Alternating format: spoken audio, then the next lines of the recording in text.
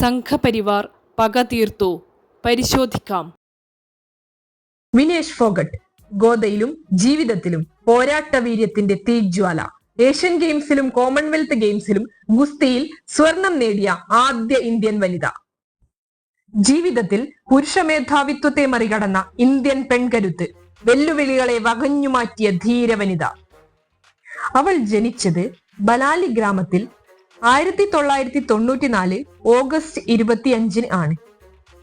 തന്റെ ജീവിതത്തിൽ കുടുംബ സാഹചര്യം തന്ന കരുത്തിൽ മുന്നിട്ടിറങ്ങിയ വിനേഷ് ഫോഗട്ടിന് കരിയറിൽ പുരുഷ മേധാവിത്വവും പരിക്കും അമ്മയുടെ ക്യാൻസറും തുടങ്ങി എല്ലാ പ്രതിബന്ധങ്ങളും തന്റെ ഊർജമാക്കി മാറ്റി തിരിച്ചുവരവുകളിൽ കരുത്തു കാട്ടാറുള്ള അവൾ പാരീസ് ഒളിമ്പിക്സിലും ഉജ്ജ്വലമായ പോരാട്ടം കാഴ്ചവെച്ചു.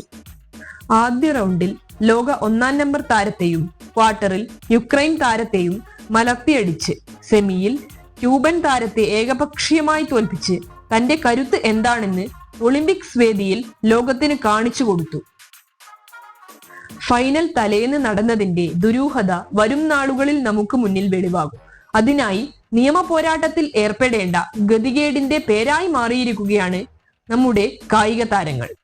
ഇന്ത്യൻ ഭരണകൂടവും ഭരണവർഗ രാഷ്ട്രീയ നേതൃത്വവും BJP MP ബ്രിജ് ഭൂഷൺ ശരൺ സിംഗ് വനിതാ ഗുസ്തി താരങ്ങൾക്ക് എതിരെ നടത്തിയ ലൈംഗിക അതിക്രമം കണ്ടില്ലെന്ന് നടിച്ചപ്പോൾ അതിനെതിരെ തെരുവിൽ പോരാട്ടം നടത്തിയ പെൺകരുത്തായിരുന്നു വിനേഷ് ഫോഗട്ട്.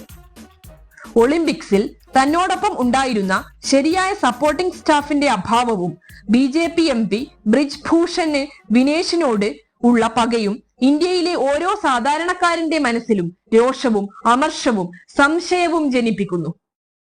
ഒളിമ്പിക്സ് അതോറിറ്റി വിനേഷിന് വെള്ളി നൽകി ആദരിച്ചാലും ഇന്ത്യൻ കായിക മേഖലയ്ക്ക് ആകെ സമ്മർദ്ദവും പ്രിയ വിനേഷിന് തന്റെ കരിയർ അവസാനിപ്പിക്കാൻ കാരണക്കാരും ആയവരോട് ഇന്ത്യൻ ജനതയ്ക്ക് പൊറുക്കാനാവില്ല.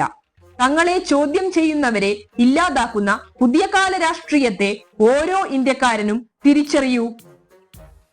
രാജ്യസ്നേഹത്തിന്റെ വർണ്ണക്കുപ്പായങ്ങൾ അണിഞ്ഞ് രാജ്യത്തിന്റെ യശസ്സിനെ പണയം വെക്കുന്നവരെ നിങ്ങൾക്ക് മാപ്പില്ല.